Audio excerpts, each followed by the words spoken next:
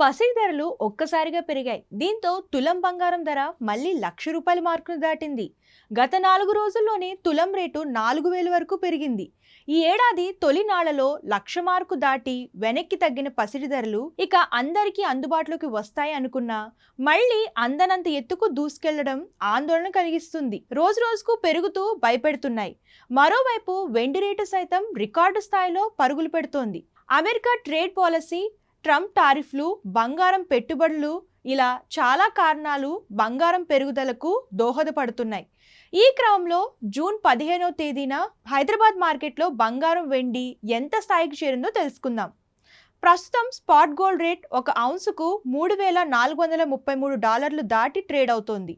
ఇక spot silver ధర ఒక ఔన్సుకు $36కు పైగా పరుగులు పెడుతోంది. మళ్ళీ రికార్డు గరిష్టాల వైపు పరుగులు పెడుతుండడం గమనార్హం.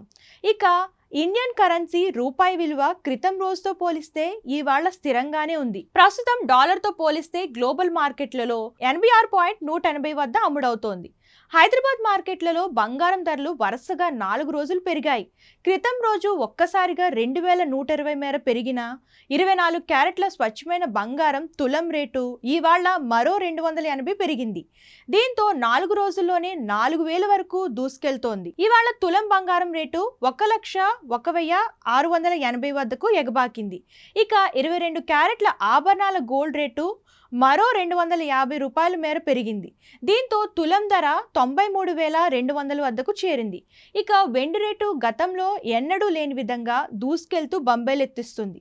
క్రితం రోజున 1,100 పెరిగిన కిలో వెండి రేటు ఇవాళ అదే ధర వద్ద స్థిరంగా కొనసాగుతుంది.